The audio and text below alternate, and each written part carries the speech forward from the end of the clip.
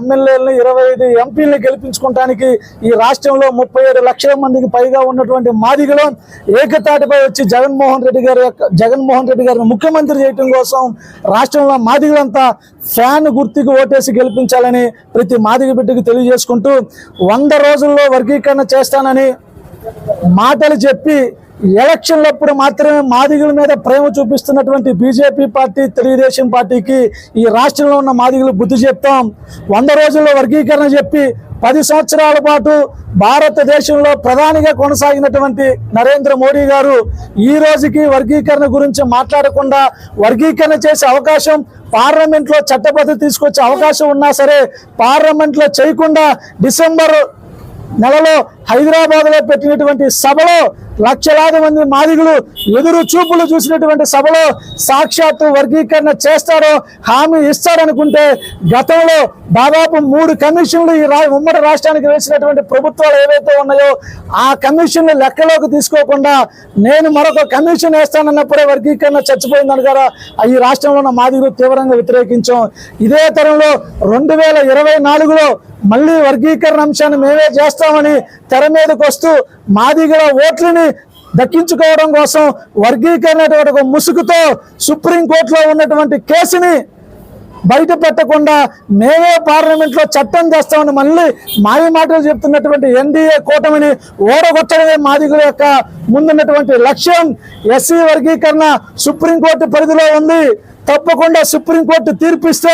ఏ ముఖ్యమంత్రి అయినా సరే చేయాల్సిందే అని చెప్పి ఈ రాష్ట్ర ముఖ్యమంత్రి జగన్మోహన్ రెడ్డి గారిని మేము కలిసినప్పుడు స్పష్టంగా చెప్పారు. నేను పేద వర్గాలు అందరికీ అందులో ఎస్సీలో ఉన్నటువంటి 59 ఉప కులాలకి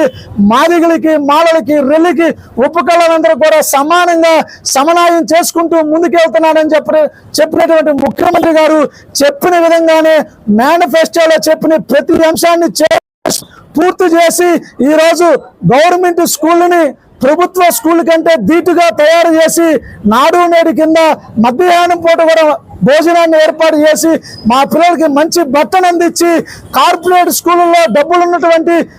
అధిక ధనిక వర్గాల పిల్లలు చదువుకునే వాళ్ళు అదే స్థాయిలో పేద వర్గాలకు చెందిన బిడ్డలు కాంపిటీషన్ ఎగ్జామ్స్కి వెళ్ళాలన్నా ఇంగ్లీష్లో వీక్గా ఉంటున్నామనే ఉద్దేశంతో ఈరోజు ఈ రాష్ట్రంలో కని విని ఎరిగిన రీతిలో ఇంగ్లీష్ మీడియాన్ని చేర్చి అన్ని వర్గాలతో పాటు సమానంగా పేద వర్గాలు ఉన్న బిడ్డలు తీర్చిదిద్దే పాత్ర జగన్మోహన్ రెడ్డి గారు చేశారు కాబట్టి జగన్మోహన్ రెడ్డి గారు ఓటేయాలని కూడా ఈ సందర్భంగా తెలియజేస్తున్నా. అదేవిధంగా తల్లిదండ్రులకు పిల్లలు భారం కాకుండా ఏ అక్షరం కోసమైతే డాక్టర్ బాబాసాహెబ్ అంబేద్కర్ అక్షర జ్ఞానంతో ఈ భారతదేశ చరిత్రను మార్చారో అదే అక్షరాన్ని మా బిడ్డలకు ఇవ్వడం కోసం తల్లిదండ్రులకు భారం కాకుండా 15,000 రూపాయలు అందిస్తూ 75% అటెండెన్స్ కూడా ఉన్న పిల్లలకి ఆ డబ్బులు అందించి తల్లిదండ్రులు కూడా పిల్లల భారం కాకుండా పిల్లల భవిష్యత్తుని ఈరోజు జగన్మోహన్ రెడ్డి గారు భుజాన్ని వేసుకొని ముందుకు నడుపుతున్నటువంటి వ్యక్తి ఈ రాష్ట్ర ముఖ్యమంత్రి జగన్మోహన్ రెడ్డి గారికి ఓటేయాలని కూడా ఈ సందర్భంగా తెలియజేస్తున్నా. అదేవిధంగా ధనిక వర్గాల్లో ఉన్నటువంటి పిల్లలు కాంపిటీషన్ ఎగ్జామ్స్లో కానీ బ్యాంకింగ్ ఎగ్జామ్స్లో కానీ అదేవిధంగా గ్రూప్ 1 గ్రూప్ 2 ఎగ్జామ్స్ ప్రిపేర్ అవ్వాలంటే మినిమం 6 నెలలకి 40,000 నుంచి ₹1,00,000 ఖర్చు అవుతుంది. అటువంటి ఖర్చులు మా పేద వర్గాల్లో ఉన్న బిడ్డలు ఖర్చు పెట్టుకోలేరని 3 నగరాల్లో తిరుపతి, విజయవాడ, విశాఖపట్నం అంటే 3 నగరాల్లో అంబేద్కర్ స్టడీ సర్కిల్ను నియమించి ఉదయం మధ్యాహ్నం సాయంత్రం భోజనం ఏర్పాటు చేసి నైట్ వంటను కూడా వసతి కల్పించి 4 అంతస్తుల్లో 6 నెలల పాటు ట్రైనింగ్ ఇచ్చి ఈరోజు ఆ పిల్లల్ని ఉద్యోగస్తులు తీర్చిదిద్దే బాధ్యత ఈ రాష్ట్ర ముఖ్యమంత్రి జగన్మోహన్ రెడ్డి గారు తీసుకున్నారు. కాబట్టి ఈ రాష్ట్రంలో ఉన్న ఎస్సీ, ఎస్టీ, బీసీ, ముస్లిం, మైనార్టీ పిల్లలందరూ కూడా వాళ్ళ యొక్క బిడ్డల కోసం ఓటేసి భవిష్యత్తులో ముఖ్యమంత్రి గారు నేడు పెట్టినటువంటి మేనిఫెస్టోలో ప్రతిదీ నిజం కాబట్టి గతంలో పెట్టిన మేనిఫెస్టోని మించి 25 లక్షల రూపాయలు ఇప్పటికీ 25 లక్షల రూపాయలు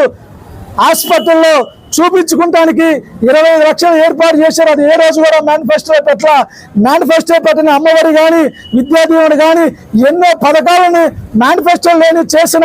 ఒకే ఒక్క మగాడు జగన్మోహన్ రెడ్డి అయితే మేనిఫెస్టోలో పెట్టిన 2014లో చంద్రబాబు నాయుడు పెట్టిన మేనిఫెస్టోలో నిరుద్యోగులకు 2,000 వృత్తి కల్పిస్తానని చెప్పినటువంటి వ్యక్తి